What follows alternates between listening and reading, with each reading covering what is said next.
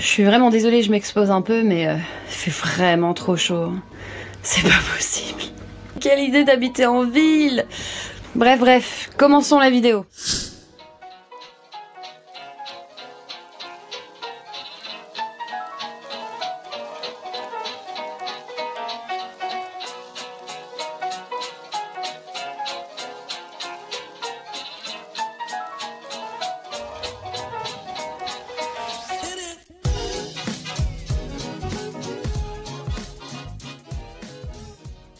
Bonjour Fragrance Lovers, bienvenue sur ma chaîne.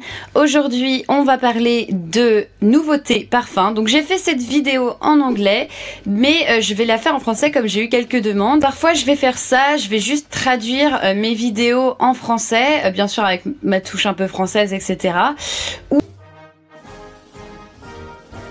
Ou alors je vais faire du contenu original français, etc. Mais bref, la plupart du temps mes vidéos françaises sont de toute façon traduites, mais je sais pas si vous regardez également mes vidéos anglaises, en fait j'en sais rien. Donc j'aurais besoin de vous sur ce coup-là. Si dans les commentaires vous pouvez me dire si ça vous dérange d'avoir les mêmes vidéos en français et en anglais, ou si vous voulez vraiment du contenu original, ou est-ce que vous aimez les traductions de vidéos, etc.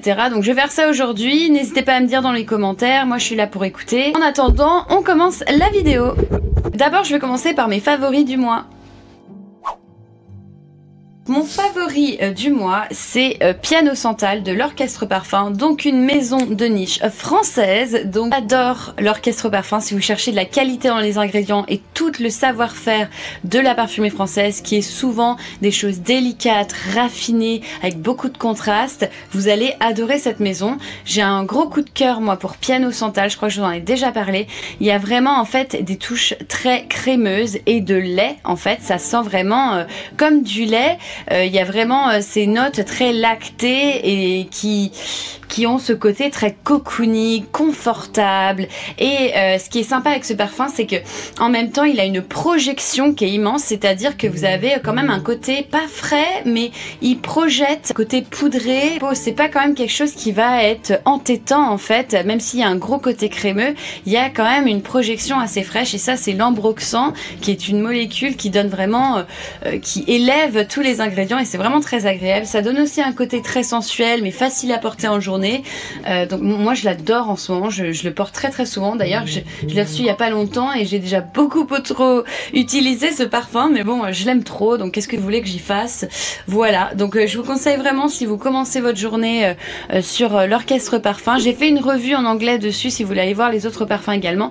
Ils font aussi des discovery sets, donc vous pouvez directement tester des échantillons. C'est très agréable, très agréable. Ils sont vraiment magnifiques à découvrir, beaucoup de qualité, donc je vous recommande les nouveautés du mois. Donc j'ai été un petit peu voyager en parfumerie et aussi en parfumerie de niche. Les nouveautés par exemple de la maison Amouage, donc c'est une maison qui a beaucoup de parfums un petit peu Middle Eastern, donc un petit peu plus orientaux. Amouage, donc vous avez vraiment des parfums extrêmement forts avec beaucoup de caractère, mais bon qui sentent souvent un petit peu l'encens, cireux, un peu mystérieux, comme ce que vous avez dans les parfums orientaux en fait en général, avec beaucoup d'opulence, beaucoup de oud.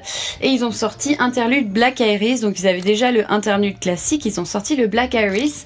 Et si vous aimez vraiment les notes de iris et surtout les racines d'oris, vous allez adorer ça, parce que ça donnait un côté assez poudreux et assez terreux en fait au parfum. C'est vraiment très agréable. Donc l'iris sent un petit peu comme de la violette, mais avec un côté plus poudreux, et ce parfum est magnifique. Il y a vraiment des notes très chargées, boisées. Ça vous en met plein la vue en fait. C'est un oriental, c'est pas discret du tout, hein. C'est très charismatique, c'est très noir, c'est très intense, de la cendre en fait quand vous le sentez, et c'est très fort. Mais le fait qu'ils aient coupé ça avec de l'iris, ça donne un côté un peu floral et très sympa. Et vraiment si vous cherchez quelque chose de très sexy, de très différent, avec des notes de oud mais qui sentent pas l'animal, vous allez adorer celui-là. Franchement c'est un gros coup de cœur. Même le packaging est juste magnifique, et je l'ai porté sur moi et genre il ne partait pas de ma peau. Les parfums Amouage, vraiment ça reste sur vous, ça y reste toute la journée, et si vous prenez pas de douche ça reste toute la semaine. prenez des douches. Hein. Le deuxième que j'ai bien aimé, c'est Nuit d'Issey Polaris. Donc vous aviez le Nuit d'Issey classique que j'aimais beaucoup parce qu'ils sont un petit peu comme une veste en cuir. Donc il a vraiment un côté très dark, très sexy en fait, mais pas trop classieux en fait. Il a ce côté très simple, un peu comme un mec qui porte qui porte une veste de cuir en fait. Et c'est très intriguant, c'est très différent. Il y a même un petit côté plastique dedans. Et moi d'habitude j'aime pas du tout ces notes un petit peu plastiques. Et là pour le coup j'ai bien aimé dans ce parfum. Je trouve que ça allait très bien avec le thème. Et le Polaris c'est très intéressant puisque vous avez plus de notes un petit peu chaudes, un peu vanillées, etc. Et du coup ça donne un petit peu de confort au parfum et ça enlève un petit peu ce côté très intriguant, très artistique, edgy en fait. Et c'est très très agréable, un petit côté balsamique, un plus de patchouli. Du coup, moi j'ai trouvé que c'était un bon move. C'est pas le parfum de l'année, mais j'ai trouvé que c'était bien fait. Maintenant, on va parler des flops. Les flops. Alors le premier flop que j'ai eu c'est un parfum féminin et c'est de Burberry et moi j'adore les parfums Burberry. J'ai My Burberry que j'adore qui est un de mes florales préférés, j'ai le London qui est un de mes classiques préférés aussi quand je sais pas quoi porter. Mais alors le Brit, en fait le Brit Her classique déjà j'avais pas du tout aimé parce qu'il y avait des notes de fraises. J'ai horreur de la fraise en parfum, déjà que j'ai horreur des yaourts à la fraise, j'ai l'impression que ça sentait ça. En vrai c'est pas très gentil mais bon, si vous aimez, chacun aime ce qu'il veut. Après, c'était pas fait pour moi. Après, il était bien blendé, bien fait en qualité Burberry, etc. Mais il faut que vous aimiez la fraise. Et moi, j'étais vraiment pas attirée par ça. Je trouve que ça m'entêtait. C'est pas possible. Du coup, j'ai essayé le dernier Her London Dream. Et en fait, je m'attendais à quelque chose d'un peu plus posé, délicat. Je sais pas pourquoi j'avais cette idée d'un peu plus été, rafraîchissant. Vu que c'était plus floral, qu'il y avait un peu de gingembre et de citron.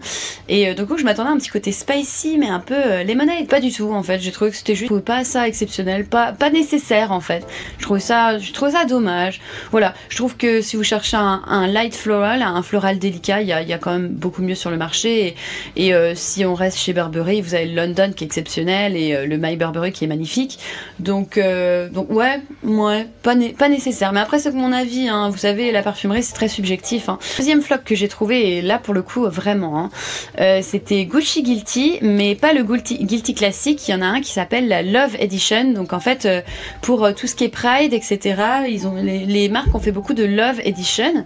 Et donc celle-ci est sortie et ça ressemble un petit peu à des flacons de shampoing. Ça reflète pas mal ce que vous allez sentir en fait. Et moi je trouve pas ça très vendeur en fait. Surtout quand tu payes ce prix-là. Les bouteilles de shampoing. Voilà quoi. La version féminine devait sentir beaucoup la violette et la framboise. Du coup je me suis dit oh ça peut être sympa, un petit peu comme un lipstick, vous savez, un rouge à lèvres, un peu ces odeurs là, vous savez. Moi j'aime bien les notes de violette, je trouve ça intéressant, je trouve que ça a un côté un peu rétro en plus et je trouve que souvent ça a beaucoup de caractère. J'avais essayé les parfums violets qui utilisent beaucoup ces parfums là qui étaient juste magiques, donc je me suis dit vas-y pourquoi pas. J'ai pas trop senti la violette, j'ai pas trop beaucoup senti rien du tout en fait. J'ai trouvé ça assez plat, je sais même pas quoi dire en fait, je trouve pas ça super intéressant. Je trouve que bon voilà c'est là, c'est pas terrible, mais c'est bon, c'est pas très intéressant quoi. Et enfin vous avez la version masculine qui est pareil. Alors je pensais avoir quelque chose de très exotique puisqu'il y avait des notes de kumquat et je me suis dit oh du kumquat dans la parfumerie ça c'est bien ça parce qu'on voit pas ça souvent. Un petit peu d'exotisme, pas du tout. Ça sent un petit peu le fruit c'est sûr, mais très esthétique j'ai trouvé. Et oui en effet j'ai trouvé que ça sentait un petit peu le shampoing et du coup bah j'ai vraiment pas trop apprécié pour ce prix là. Je trouve que bon voilà sentir un petit peu le parfum aux fruits. J'ai aimé plus de personnalité ou alors plus d'exotisme, plus de contraste et je sais pas s'il y avait vraiment beaucoup de qualité d'ingrédients dans cela. Pour le coup je préfère de chez Gucci, vous avez les exclusifs, la gamme exclusive de chez Gucci qui est très très intéressante et très très bien faite avec un petit touche vintage que j'aime beaucoup.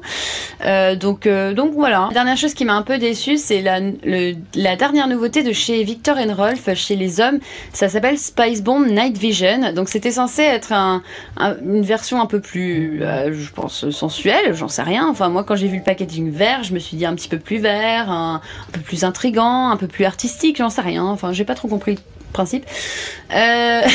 Moi j'aime bien le Spice Bomb classique parce qu'il a vraiment quelque chose très épicé, un petit peu qui t'envoie du punch dans la figure, et je trouve que c'est plutôt pas mal comme parfum. Je trouve qu'il donne pas mal de personnalité, donc dans les designers je trouve ça sympa.